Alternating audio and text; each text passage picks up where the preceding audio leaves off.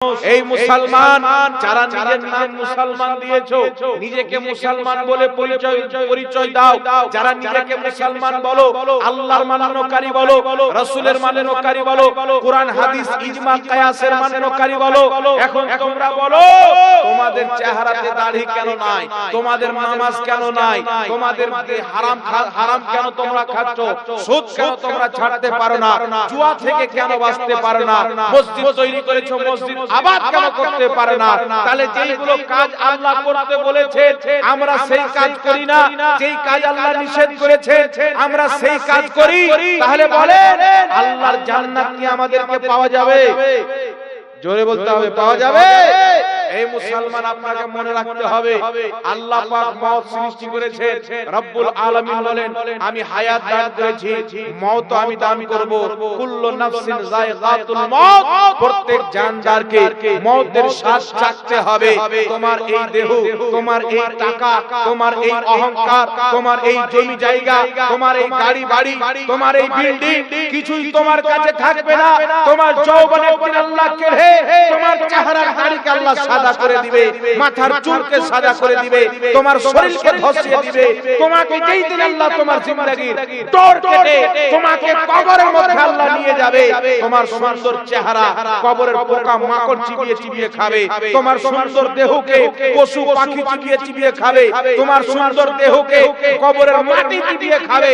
যদি তুমি আল্লাহর কাজ না করতে পারো, সুদ থেকে বাঁচতে না পারো, দারু থেকে বাঁচতে না পারো, জুয়া ত্যাগ না করতে পারো, নামাজি যদি না হতে পারো, নিজেকে শুধরে নিতে যদি না পারো, পিতা মাতার খিদমত যদি না করতে পারো, আল্লাহ আল্লাহর রাসূলের হুকুম মেনে না চলতে পারো, তোমার কবরে কি অবস্থা হবে? যেমন একটা জানোয়ার মারা গেলে ওই জানোয়ারের গালের মাংসগুলি, দেহের মাংসগুলি ছোট ছোট পোকা লেগে খেয়ে ফেলে, আপনার আমার শরীরকে খেয়ে ফেলবে। তাই সুন্দর শরীরের হিফাজত যদি করতে চান, এখনো সময় আছে, বদলে যান, শুধরে যান। আল্লাহ জান্নাত যদি পেতে চান, মুহাম্মদ রাসূলুল্লাহকে নিজের আইডিয়াল মডেল বানিয়েলেন, মুহাম্মদ রাসূলুল্লাহর সুন্নাতকে নিজের জীবন বানিয়েলেন। আল্লাহর কসম খেয়ে বলি, আল্লাহর জান্নাত তোমার অপেক্ষাতে থাকবে। সুবহানাল্লাহ বলবেন না? আল্লাহ পাক কোরআনে বলছেন আমার রাসূলের আদর্শ হচ্ছে সবচেয়ে উত্তম আদর্শ। এই পৃথিবীর মুসলমান, এই নীল আকাশের নিচে এই জমিনে এমন কোন মা এমন সন্তান জন্ম দেয়নি যার চরিত্র আমার নবীর চরিত্রের মতো হবে। সুবহানাল্লাহ। এমন কোন সন্তান জন্ম দেয়নি যে মুস্তাফার মতন চরিত্রওয়ালা, মুস্তাফার মতন আমানতওয়ালা, মুস্তাফা জানে রহমতের মতন পরহেজগারি, মুস্তাফা জানে রহমতের মতন মানবতা এই পৃথিবীতে আল্লাহ কাউকে দান করেনি। তাই মুহাম্মদ রাসূলুল্লাহর ব্যাপারে আল্লাহ পাক বলছেন আমার প্রিয় হাবিব, যেই হাবিবের নাম আরশের গেটে আমার নামের পরে নাম লিখে রেখেছি, যেই হাবিবের নাম জান্নাতের গেটে আমার নামের পরে লিখে রেখেছি, যেই হাবিবের নাম জান্নাতের গাছ গাছালির পাতাতে আমার নামের পরে যে হাবিবের নাম লিখে রেখেছি, আমার ওই হাবিবের চরিত্র হচ্ছে উত্তম চরিত্র। ওনার চরিত্র আদর্শকে মেনে যারা জীবন যাপন করবে, আমি আল্লাহ তাদের জন্য জান্নাত বানিয়েছি। সুবহানাল্লাহ হবে না? তাদের জন্য জান্নাত বানিয়েছি। আর যদি সেইগুলো না মেনে চলতে পারি তাহলে জাহান্নাম হবে কি হবে না? তাই দুনিয়া আমাদের জন্য কয়েদখানা, আমাদেরকে বেঁচে চলতে হবে। কোন কাফির দাড়ি কাটছে আমার দেখে লাভ নাই, কারণ ও আজাদ আছে, শরীয়ত মানে না, শরীয়তের বিধান তার উপরে লাগু নাই। শরীয়তের বিধান লাগু হচ্ছে মুসলমানের উপরে, শরীয়তের বিধান লাগু হচ্ছে ঈমানদারের উপরে। কে দাড়ি কাটবে আমার দেখে হবে না, কে সুদ খাচ্ছে অমুসলিম আমার দেখে হবে না, কে জুয়া খেলছে আমার দেখে হবে না।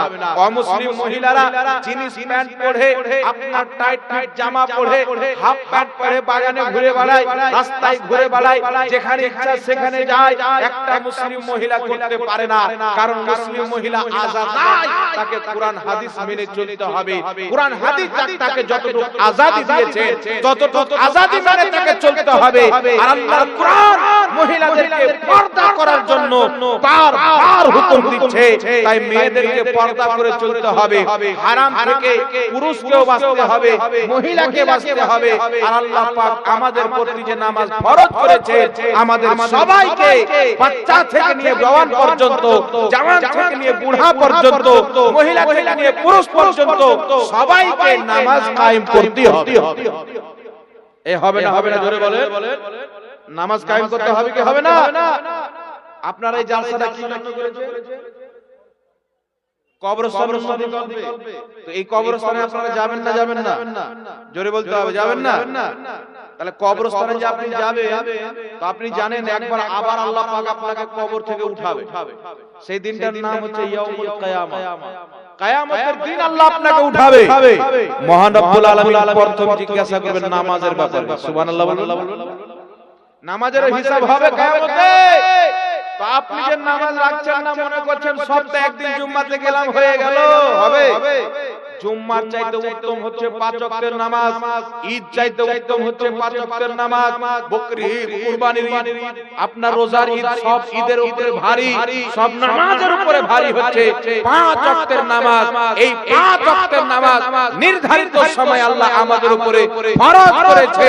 আপনি নামাজ পড়ছেন, বেটাকে নামাজ পড়ান, স্ত্রীকে নামাজ পড়ান, নিজের বিবিকে নামাজ পড়ান। প্রত্যেক ফ্যামিলিতে যখন আপনার নামাজি হয়ে যাবে, আপনার বাড়িটা দুনিয়ার সাধারণ বাড়ি হবে না, আল্লাহর রহমতে তাকে জান্নাতের বাগান বানিয়ে দিবেন। সুবহানাল্লাহ বলবেন না? জান্নাতের বাগান বানিয়ে দিবে। তো আমাদেরকে নামাজ পড়তে হবে না, হবে না ভাই?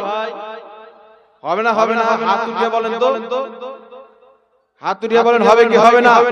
তো নামাজ পড়বেন না, পড়বেন না? অনেক লোক লজ্জা করে, হুজুর অনেক দিন থেকে যাইনি নামাজ পড়তে, এখন কি করে যাব? চিন্তায় পড়ে যায়, লজ্জা লাগে। এখন লজ্জা করছেন কবরে বাঁশ দেবে, তখন কবরে যখন উঠাই চলবে তখন আপনি কি করবেন? আপনার দেহ পোকামাকড় খাবে, আপনাকে হাত লড়াতে পারবেন না, আপনি কি করবেন? এই বলেন না, এখন আপনার শরীরে মাছি বসলে হাঁকাতে পারেন না, মশা বসলো মেরে দিলাম, পারেন কি পারেন না? আপনার মরার পরে যদি আপনার শরীরকে পোকামাকড় খায়, পারবেন ভাগাতে? জোরে বলেন, পারবেন? তো আপনার শরীরকে আপনি বাঁচাতে পারবেন? আর যদি আপনি মুহাম্মদ রাসূলুল্লাহর গোলাম হয়ে যান, মুস্তাফা জানে रहमतेर सच्चा पक्का गोलाम যদি হন, তো শুনেন, जमीन मैली नहीं होता, ज़मान मैला नहीं होता, मुहम्मद के गुलामों का कफन मैला नहीं। আপনি মুস্তাফা জানে রহমতে প্রত্যেকটা ফরমান সুন্নাত অনুযায়ী নিজের জীবন যাপন করেন, নবীর গোলাম হয়ে যান, আপনার দেহ পোকামাকড় খাওয়া তো দূরে থাক, আপনার কাফন পর্যন্ত আল্লাহ ময়লা হতে দিবেন না। জোরে বলেন না সুবহানাল্লাহ।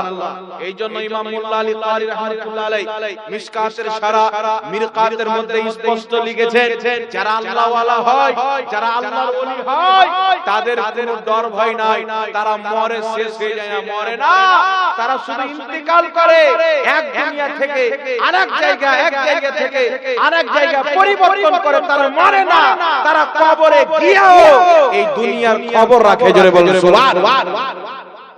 তো আল্লাহর কাজ করে যাবেন, যাবি তো মুমিনের আত্মা আজাদ থাকে, সে যেখানে চায় সেখানে যেতে পারে। তাই আল্লাহ ওয়ালাকে কেউ যদি স্মরণ করে, তাদেরকে আমার আল্লাহ আমাদের আওয়াজকে শুনিয়ে দেয়, আমাদের আওয়াজকে শুনিয়ে দেয়, কারণ তাদের আত্মাকে আল্লাহ পাক একটি রূহানি পাওয়ার দিয়ে রাখেন। তাই বিরাদর ইসলাম, আল্লাহর কাজ করে গেলে আল্লাহ রাজি হয়, ঠিক না বেঠিক? জোরে বলে, আল্লাহর কাজ করে যদি যান তাহলে আল্লাহ রাজি হবে, আল্লাহর কাজ যদি না করে যান তাহলে রাজি হবে কি? হবে না। তাহলে আমাদেরকে কি কাজ করতে হবে বাবজি? জোরে বলেন। নামাজ পড়তে হবে কি হবে না? জোরে বলেন। পড়বেন ইনশাআল্লাহ। স্টার্ট হবে তো সকালের ভোরের নামাজ থেকে ইনশাআল্লাহ, ফজরের নামাজ থেকে নামাজ স্টার্ট করেন। যারা পড়েন না, নিজের দুনিয়া নিজের জীবনের মধ্যে পরিবর্তন নিয়ে আসেন, নাহলে আল্লাহু আকবার কাবীরা, আপনাকে আল্লাহ ছাড় দিবে না। এই নামাজ কোন নবী, আমাদের নবী সাল্লাল্লাহু আলাইহি সাল্লামের উপরে।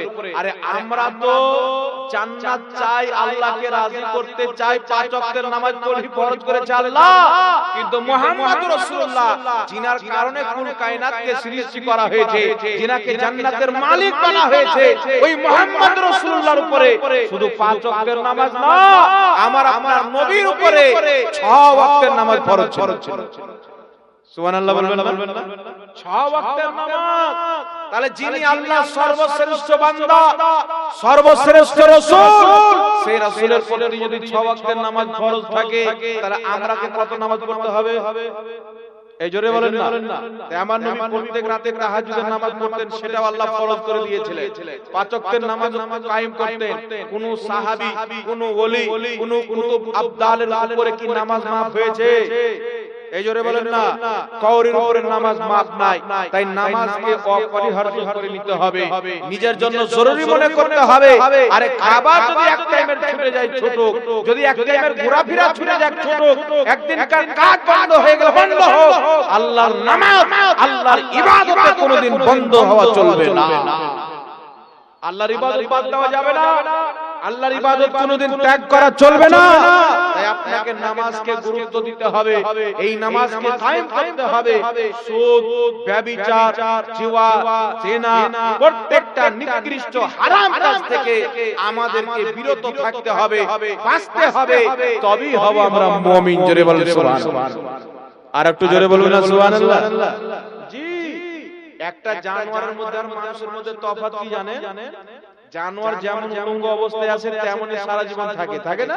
তো একটা মানুষ যদি মায়ের পেট থেকে এসেছে, সারা জীবন আল্লাহর ইবাদত করতে পারেনি, রাসূলুল্লাহর সুন্নাত অনুযায়ী জীবন যাপন করতে পারেনি, ওই ব্যক্তির মধ্যে আর জানোয়ারের মধ্যে কোনো তফাৎ হয় না বাবা? তফাৎ হয় কার জন্য? কুত্তা যেমন এসেছে তেমন চলবে, খাবে দাবে, মরে যাবে। কিন্তু মানুষকে আল্লাহ আশরাফুল মাখলুকাত এই জন্য বানিয়েছে, মানুষ খাওয়া দাওয়া করবে, আল্লাহর ইবাদত করবে। সুবহানাল্লাহ। 5 ওয়াক্তের নামাজ, পশু পাখি আর আমাদের মধ্যে তফাৎ হচ্ছে 5 ওয়াক্তের নামাজ। মুশরিক কাফির আমাদের মধ্যে তফাৎ হচ্ছে 5 ওয়াক্তের নামাজ। এই নামাজকে যদি আমরা অবহেলা করি, আমাদের দুর্দশা সামনে কিন্তু ভালো আসছে না।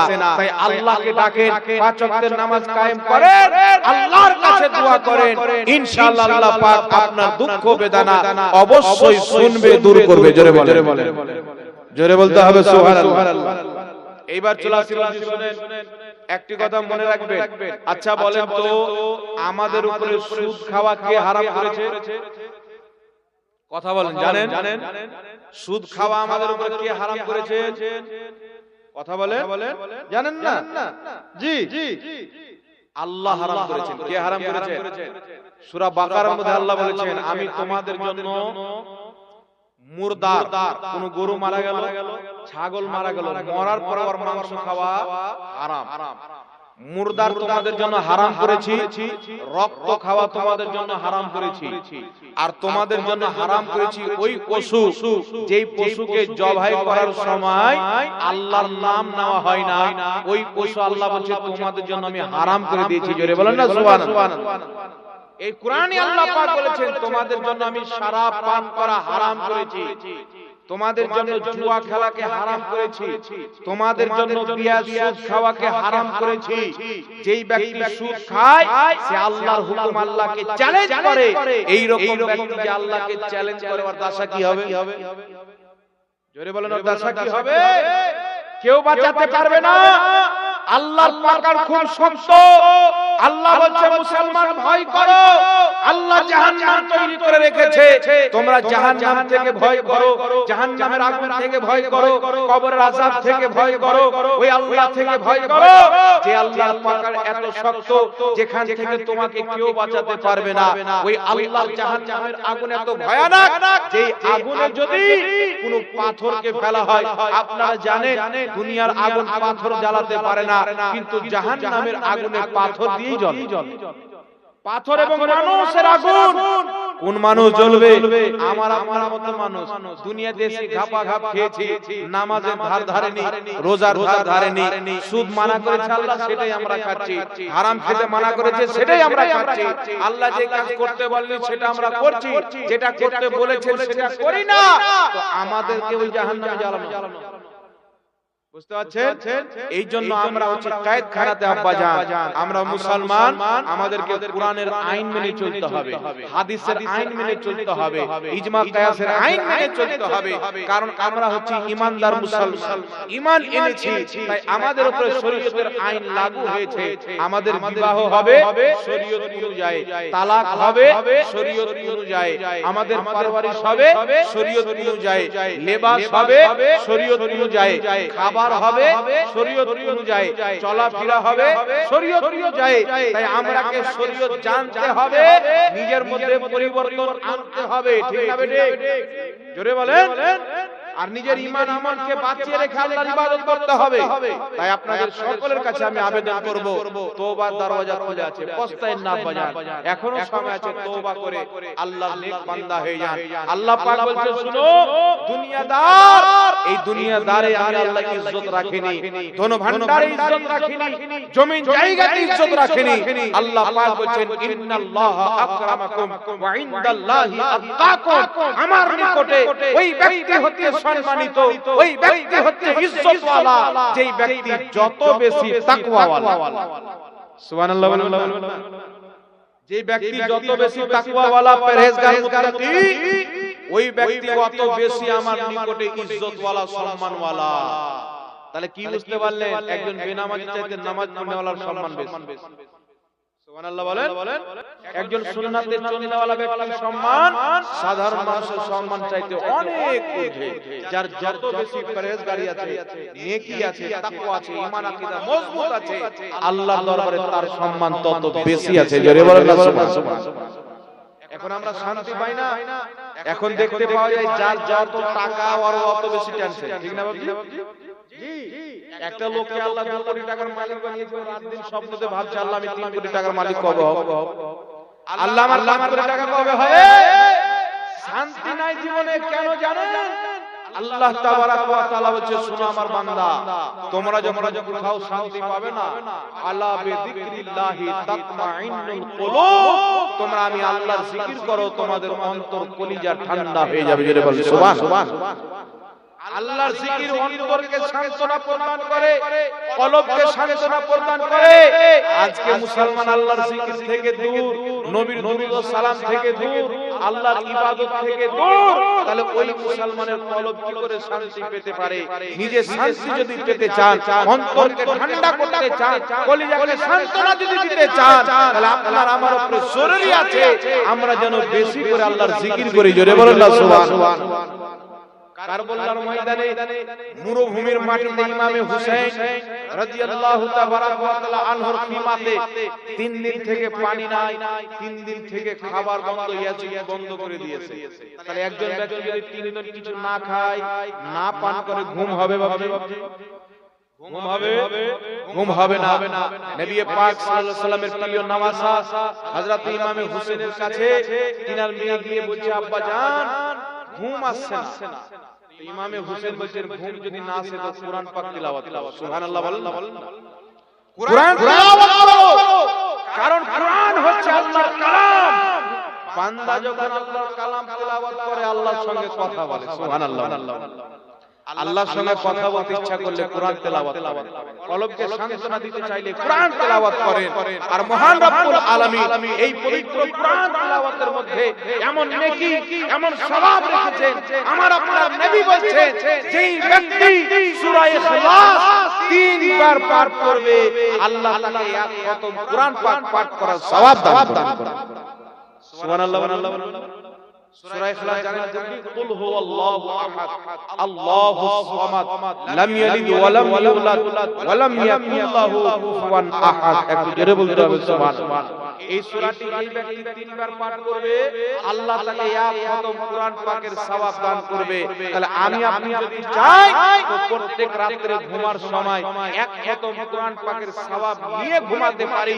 যদি ঘুমার পূর্বে, ঘুমানোর দোয়া পাঠ করার পূর্বে 3 বার সূরা ইখলাস পাঠ করে আমরা ঘুমাইতে পারি, তাহলে আমাদের প্রত্যেক দিন ঘুমানোর পূর্বে এক খতম কুরআন পাক তিলাওয়াত করার সওয়াব আমাদের নেকির খাতায় কে লিখে দিবে? আল্লাহ লিখে দিবে। জোরে বলেন না সুবহানাল্লাহ।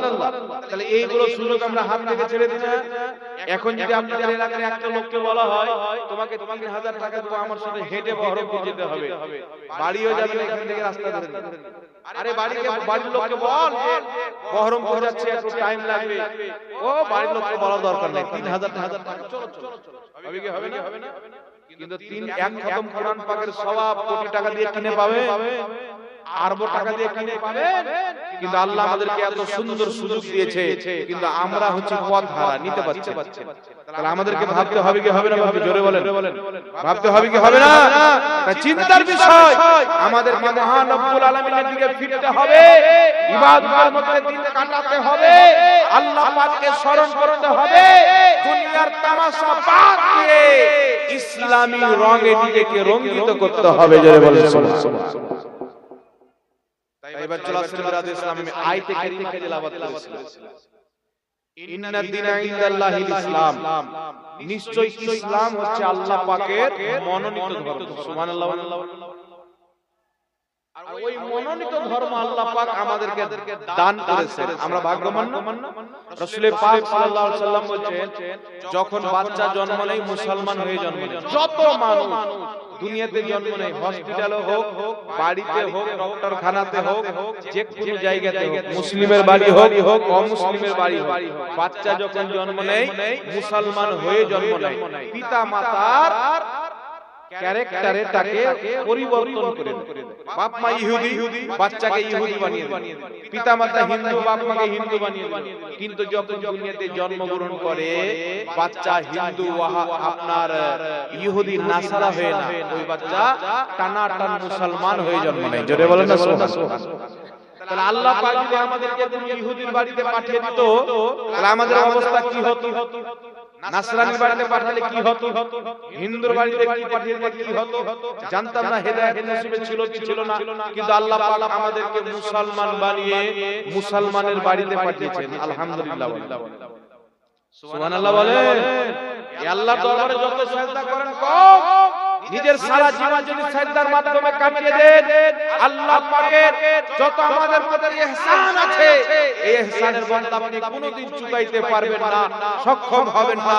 কারণ রব্বুল আলামিন আমাদেরকে যে চোখ দান করেছেন, আপনার একটা চোখ যদি বের করে দুনিয়ার যত ডক্টর আছে, দুনিয়ার যত ইঞ্জিনিয়ার আছে, দুনিয়ার যত বিজ্ঞান আছে, দুনিয়ার যত সায়েন্টিস্ট আছে, তাদেরকে ডেকে যদি বলি এই বান্দার একটা চোখ বের করে নিয়েছি, তোমরা সবাই মিলে একটা চোখ বানিয়ে দাও, দিতে পারবে? লোহার চোখ বানিয়ে দিলে আলোটা দান করতে পারবে? আলোটা দিতে পারবে? কথা বলে। আল্লাহ কত বড় ইহসান করেছে, যেটা সারা পৃথিবীর ডক্টর মিলে করতে পারে না, ইঞ্জিনিয়ার যে উপকার আমাদের করতে পারে না, বিজ্ঞান মিলে আমাদের যে উপকার করতে পারে না, তার চাইতে লক্ষ লক্ষ কোটি কোটি গুণ বেশি রব্বুল আলামিন আমাদের প্রতি আমাদের উপকার করেছেন, ইহসান করেছেন। তাই আমার আপনার কর্তব্য হচ্ছে এই মাথাকে সেই আল্লাহর দরবারে সকাল সন্ধ্যা যেন আমরা ঝুঁকিয়ে রাখি, সেই আল্লাহর দরবারে মাথা টেকি। কারণ আল্লাহ যদি রাজি হয়ে যায়, আমাদের দুনিয়াও কামিয়াব, আখিরাতও কামিয়াব। সুবহানাল্লাহ। আর একটু জোরে বলেন না সুবহানাল্লাহ।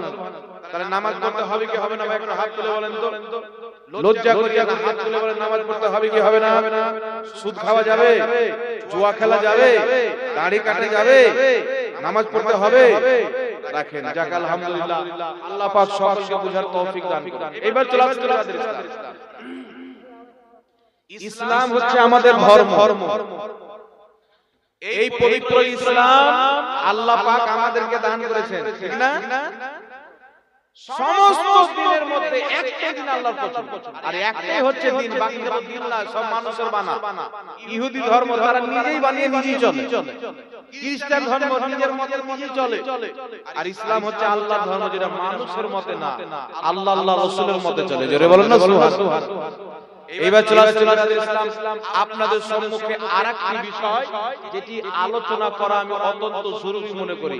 কারণ মানুষের ঈমানের উপরে যখন আক্রমণ হয়, আকীদার উপরে যখন আক্রমণ হয়, তখন আলিম উলামাদের, হক্কানি আলিমদের প্রতি ফরজে আইন হয়ে যায় তারা যেন মানুষকে সঠিক বার্তাটা দেয়, ঈমান ও আমল হিফাজতের কথা যেন বলে।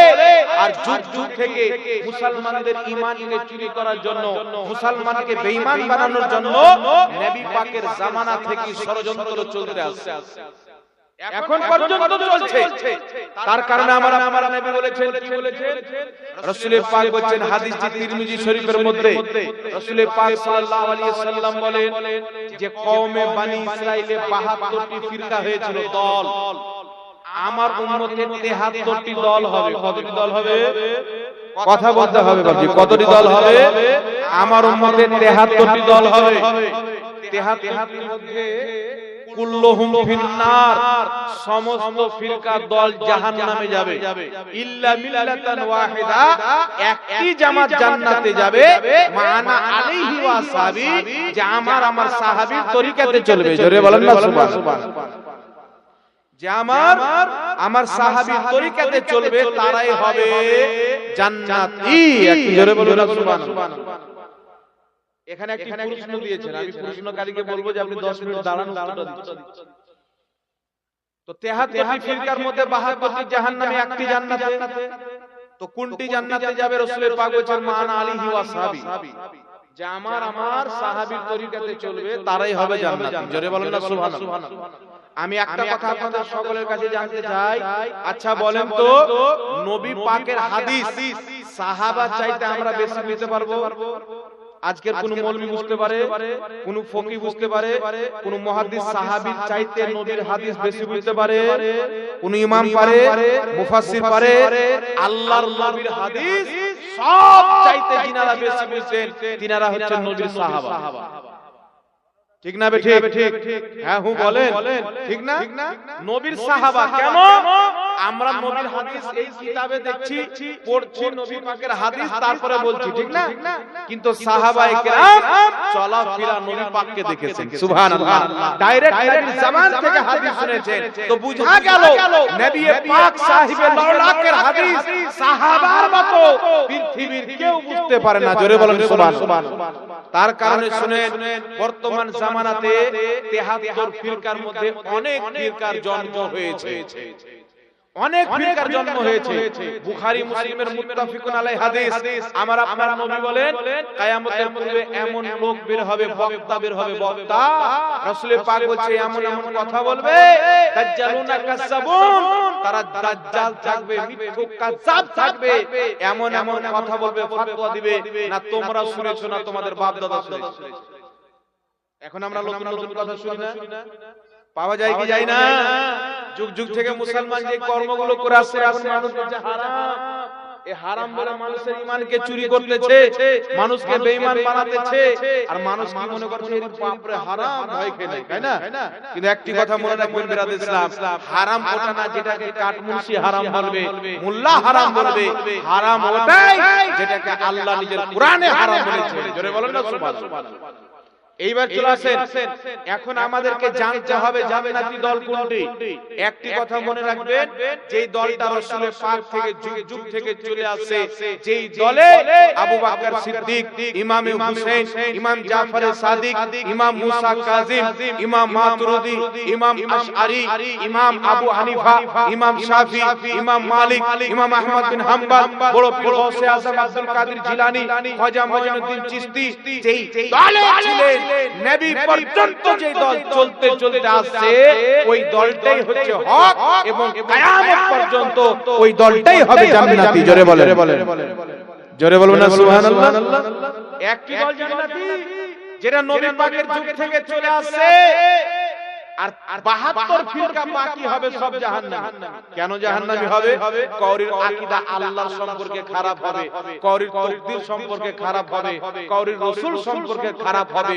আল্লাহ রাসূল এবং সাহাবী সম্পর্কে আকীদা খারাপ হওয়ার কারণে 72 ফিরকা জাহান্নামী হবে।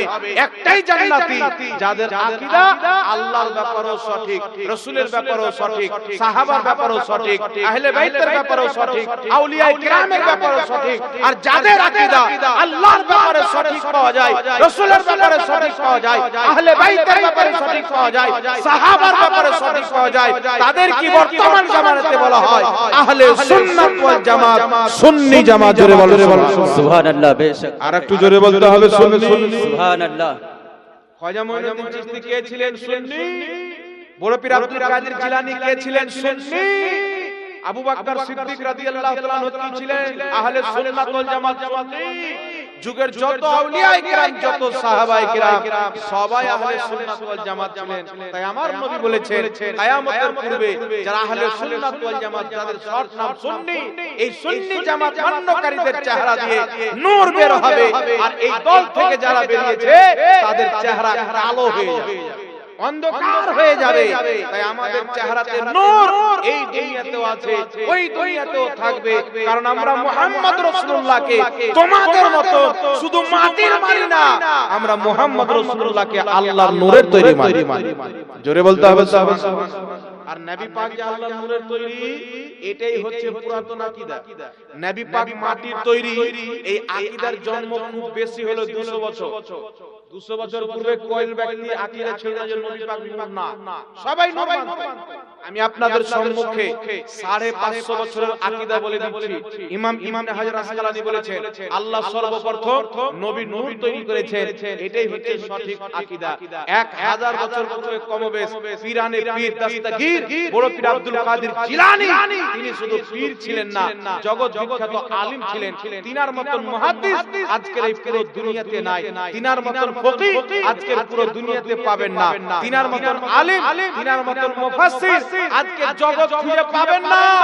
এত বড় আলিম ও মুহাদ্দিস মুফাসসির গাউসে আযম রাদিয়াল্লাহু তাআলা আনহু নিজের কিতাব সিররুল আসরার ওয়া মাজহারুল আনওয়ারের মধ্যে লিখেছেন আল্লাহ পাক সর্বপ্রথম নবীর নূর তৈরি করেছেন, এটাই হচ্ছে সঠিক আকীদা। জোরে বলুন সুবহানাল্লাহ।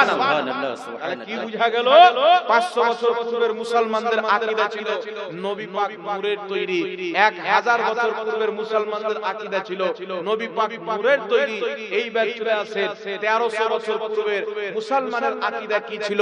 সিরাজুল আইম্মা, কাশফুল গুম্মা, ইমামে আযম আবু হানিফা রাহমাতুল্লাহ আলাইহি 1300 বছর পূর্বে নিজের কিতাব কাসিদাতুন নুমানের মধ্যে লিখেছেন যে আমার নবী শুধু নূর না, চন্দ্রকে যে নূর পাওয়া গেছে, সূর্যকে আলো পাওয়া গেছে, আমার নবী মুস্তাফার নূরের বরকতই পাওয়া গেছে। বলুন সুবহানাল্লাহ সুবহানাল্লাহ সুবহানাল্লাহ। তাহলে কি বুঝতে পারলেন যে 1300 বছর পূর্বের মুসলমানের আকীদা ছিল নবী, 1400 বছর পূর্বের মুসলমানের আকীদা ছিল নবী নূর, 1000 বছর পূর্বের মুসলমানের আকীদা নবী নূর, 900 বছর পূর্বের মুসলমানের আকীদা নবী নূর, 600 বছর পূর্বের মুসলমানের আকীদা নবী নূর, 500 বছর পূর্বের আকীদা নবী নূর। আজ থেকে কমবে 450 বছর পূর্বে জগৎ বিখ্যাত মুহাদ্দিস ইমাম আব্দুল হক মুহাদ্দিস দেহলভী আল বুখারী রাহমাতুল্লাহ আলাইহি, যিনাকে সবাই মুহাদ্দিস মানেন, এই ভারত অখণ্ড ভারতে যখন বাংলাদেশ, পাকিস্তান, আফগানিস্তান, শ্রীলঙ্কা, মিয়ানমার একটা দেশ, হিন্দ নামে একটা দেশ ছিল, ওই জামানাতে এই পবিত্র ভূমিতে সর্বপ্রথম যিনি হাদিসের জ্ঞান নিয়েছেন তিনি হচ্ছে ইমাম আব্দুল হক রাহমাহুল্লাহ। জোরে বলুন সুবহানাল্লাহ। এইরকম বিখ্যাত মুহাদ্দিস নিজের কিতাবে 450 বছর পূর্বে কমবেশ নিজের কিতাব মাদারিজুন নবুওয়াতের মধ্যে লিখছেন আউয়ালু মা খালাকাল্লাহু নূরি, এই হাদিস সহিহ। তিনি বলেন আল্লাহ সর্বপ্রথম নবীর নূর তৈরি করেছেন, এই হাদিসটা সহিহ হাদিস। জোরে বলুন সুবহানাল্লাহ সুবহানাল্লাহ। তাহলে কি বুঝতে পারলেন? যুগ যুগ থেকে সবার আকীদা ছিল নবী নূর, আর আজকের গাঁজাখোর আপনাকে ঈমান নষ্ট করছে, আপনার আকীদা খারাপ করতেছে, আপনার ঈমানকে ধ্বংস করতেছে। তাই যেই মৌলবি বলছে নবী নূর না, নবীর নূরকে অস্বীকার করে, ওই মৌলবি যতই বড় স্কলার হোক না কেন, লেকচার দেনেওয়ালা হোক না কেন, ওই মৌলবির ইসলাম ধরে কোনো হাইসিয়ত নাই। সে হচ্ছে একটা চোর, নবীর হাদিসকেও চুরি করে, মানুষের ঈমানকেও চুরি করে।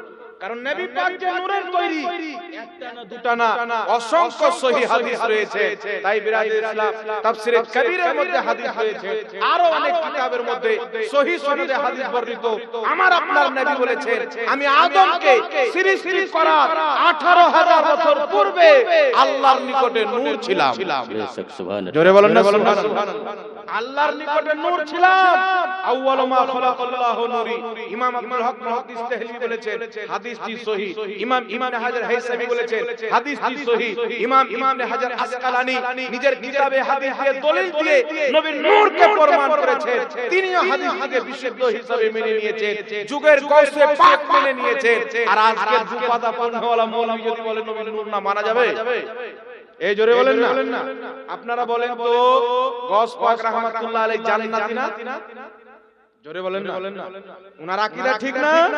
তো উনি নবীকে নূর মেনে যদি জান্নাতি হয় তাহলে কি বুঝতে পারলেন আজকে যারা নবীকে নূর মানে তারাই হলো জান্নাতি। বেশক জোরে বলেন না সুবহানাল্লাহ। আজকে দেওবন্দিকে বলেন গস পাক কি বলে বাপরে বিশাল বড় বলি জান্নাতি। আহলে হুদিসকে বলেন তারা কি জান্নাতি। তো যখন তোমরা নবীর নূরকে নূর মাননে ওয়ালা আব্দুল কাদের জিলানীকে জান্নাতি মানো তো তোমাদের ফতোয়া থেকে প্রমাণিত হয় যারা নবীকে নূর মানে তারাই হলো জান্নাতি, যারা নবীর নূরকে অস্বীকার করে তারাই হলো পরভক্ত জাহান্নামী। জোরে বলতে হবে সুবহানাল্লাহ। তাই বড় মৌলবি দেখলে হবে না। ইউটিউবে আমাদের যুবক ছেলে কি ছেলে ইউটিউব খুলে এর বাপ রে মৌলবি কণ্ঠটা ভালো নাম দিয়েছে কি নামের আগে এখন কিছু মৌলবি বেরিয়েছে যাকে এর একটা আকীদা হলো আরেকটা আকীদা আপনাদের সম্মুখে বলি। আকীদা যদি শুদ্ধ থাকে নামাজ কবুল, রোজা কবুল, হজ যাকাত কবুল, ঠিক না ঠিক? আকীদা যদি খারাপ হয়ে যায় কিছু কবুল হবে না, বেকার। আচ্ছা জানেন কেন বেকার? ইবলিস নামে একজন ব্যক্তি আছে, চিনেন? ইবলিসকে চিনেন আপনারা? হ্যাঁ দেখেছেন? তো কি করে চিনলেন? শুনেছেন? ওর কাজই হচ্ছে মানুষকে গুমরা করা, বেঈমান বানানো, ঠিক না? খারাপ কাজের দিকে ওর কাজই হচ্ছে মানুষকে টানা। তো এই ইবলিস এককালে বহুত বড় ইবাদত গুজার ছিল। 6 কোটি বছর ইবাদত। কত বছর? 6 কোটি। আদম আলাইহিস সালামের ব্যাপারে আল্লাহ বলে সাজদা করো, বলছে আদমকে সাজদা করো। আদম আলাইহিস সালামকে সে সাজদা করেনি, তারপর থেকে সে হয়ে গেল কাফির, ইবলিস, ঠিক না? এটা কোরআন পাকে সবাই শুনে শুনে কান ভরে আছে। এই কথাটা তো আপনাদের ভুলার না।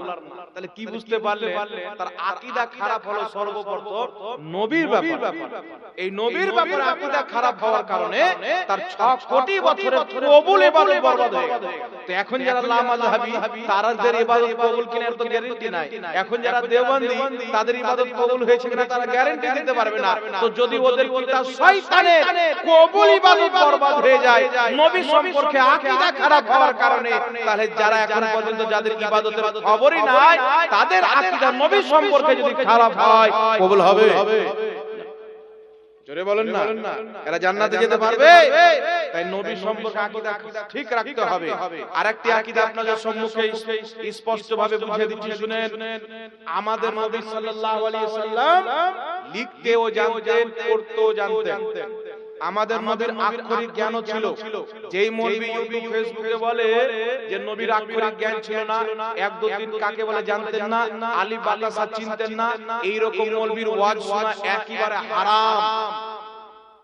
জি, তিরপাল হারাম হারাম হারাম হারাম। এই কামবাখাত মৌলবির ওয়াজ শোনা যাবে না, এ দুশমনের রাসূল। কেন?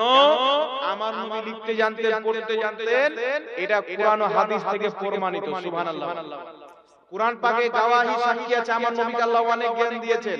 আল্লাহ বলছে ওয়া আল্লামাকা মা লাম তাকুন তাআলাম, আমার নবী যা জানতেন আমি সব শিখিয়ে দিয়েছি। সুবহানাল্লাহ। আচ্ছা, সবের মধ্যে লেখাটা আছে না? আক্ষরিক জ্ঞানটা আছে না? জোরে বলেন। এইবার চলে আসেন বিরাদর ইসলাম। আমার আপনার নবী যদি লিখতে পড়তে না জানতেন তাহলে কাফিররা একটা অপবাদ দিত যে আবু বকর, এই ওমর, এই আলী, তোমরা এমন একজন ব্যক্তিকে অনুসরণ করছো, এমন একজন ব্যক্তিকে সরদার মনে করছো যে লিখতেও জান না, পড়তেও জান না, মূর্খ ব্যক্তি। বলতো না? জোরে বলেন, বলতো কি বলতো না? কিন্তু এখন চলেন রাসূলুল্লাহর হাদিসকে জিজ্ঞাসা করি, কুরআন ও হাদিসের কাছে যাই যে আমাদের নবী লিখতে জানতেন কি জানতেন না, পড়তে জানতেন কি জানতেন না। তো পবিত্র হাদিস কুরআন পাকের পরে যে কিতাবের নাম আছে বুখারী শরীফ, নামটি শুনেছেন? এই বুখারী শরীফের হাদিস নাম্বার 2699। কত নাম্বার হাদিস? 2699। জোরে বলেন না। জি, মুখস্থ করে রাখে। কোন ঈমান চোর আপনাকে এসে বলল নবী তো লিখতে পড়তে জানতো না, মুখেই হাদিসটা মারবেন। 2699 নাম্বার হাদিস কোন? দেখে নেবেন বুখারী শরীফে। এই 2699 নাম্বার হাদিসে আছে বুখারী শরীফ সুলহে হুদাইবিয়ার সময় আমার নবী নিজের হাতে সিগনেচার করেছেন, নিজের হাতে লিখেছেন। জোরে বলেন সুবহানাল্লাহ। তাহলে বুখারী শরীফের সহিহ হাদিস থাকতেও যে হাদিসকে লামাযহাবি সহিহ মানে, দেওবন্দি সহিহ মানে, সবাই যে হাদিসকে সহিহ মানে, আজ পর্যন্ত দুনিয়ার কেউ যে হাদিসকে জয়ীফ বা দুর্বল বলতে পারেনি। এমন বুখারী শরীফের সহিহ হাদিস থাকতে যে দাজ্জাল কানা মুন্নি বলে নবী সিগনেচার করতে জানতো না, সে আজহারের পড়া থাকুক আর ডক্টর নায়ক থাকুক, ওর জন্য মুসলমানদের জন্য তাদের বক্তব্য শোনা একেবারে হারাম আছে। সুবহানাল্লাহ বলবেন? জি হারাম আছে। আপনি চিন্তা করেন যে সহিহ হাদিসে থাকা সত্ত্বেও যারা প্রচার করে নবী লিখতে বলতে জানতো না, ওর ঈমান আছে? জোরে বলেন না, ওর ঈমান আছে? এখন কিছু লোকে ব্যথা লেগে যাবে, ডক্টর জাকির নায়েক এত লোককে মুসলমান বানাচ্ছে, ওর ব্যাপার বলে দিচ্ছে ঈমান নাই, তো নাই তো ওর আকীদা নবী লিখতে বলতে জানতো না। আপনি বলেন জাকির নায়েক বলো না বুখারী শরীফ পড়ো, জোরে বলেন না। জাকির নায়েকের কথাতে ঈমান আনতে হবে না, কুরআন ও বুখারীর কথাতে ঈমান আনতে হবে, কুরআন হাদিসের কথাতে ঈমান আনতে হবে। তাই যখন বুখারী শরীফের হাদিস বলছে নবী লিখেছে, তো যেই ব্যক্তি বলবে নবী লিখেনি, ওই নায়েক হোক আর ফাইক হোক, ওর বক্তব্য শোনা মুসলমানদের জন্য হারাম আছে। সুবহানাল্লাহ। আর আমি চ্যালেঞ্জ করছি, যদি আপনাদের এখানে কোন মৌলবি থাকে, আপনাদের এখানে আশপাশে কি নাম আছে? রাহুল বাবু, এটা রাহুল বাবু আছে নাম, ব্রাদার রাহুল। হ্যাঁ, ব্রাদার রাহুল আপনাদের জলঙ্গিতে বাড়ি, খুব লাফালাফি করে, কিন্তু ও বাগদাদি কায়দা পর্যন্ত করতে পারবে। দেখে কোরআন পড়ার ক্ষমতা নাই। এদের জন্য আমার নবী বলেছেন কিয়ামতের পূর্বে আল্লাহ ইলম উঠিয়ে নেবে, বড় বড় আলিমরা ইন্তেকাল করবে, আর এদের মতন জাহিলরা চলে আসবে মাইকে, জাহিলরা চলে আসবে মেম্বারে, শরীয়ত সম্পর্কে তাদের জ্ঞান থাকবে না, নিজেও বেঈমান থাকবে, অপরকেও বেঈমান করবে। তাই ব্রাদার ইসলাম আপনাকে বলি শুনেন, আপনি যেই নবীর কলমা পড়েছেন, ওই নবী যদি হুকুম করতেন, দুনিয়ার সমস্ত গাছপালা লিখতে আরম্ভ করত। ওই নবী যদি ইশারা করতেন, পাহাড় পর্বত লিখতে আরম্ভ করত, চন্দ্র সূর্য লিখতে আরম্ভ করত। ওই নবীর ব্যাপারে যারা বলে সিগনেচার করতে জানতো না, লিখতে জানতো না, পাকা মিথ্যা ডাহা মিথ্যা কথা, এরাই হচ্ছে নবীর আসল দুশমন, এরাই হচ্ছে কুল্লুহুম ফিন্নার, জাহান্নামী ফিরকা, জান্নাতি ফিরকা হচ্ছে সুন্নি জামাত। যারা বলে সুবহানাল্লাহ।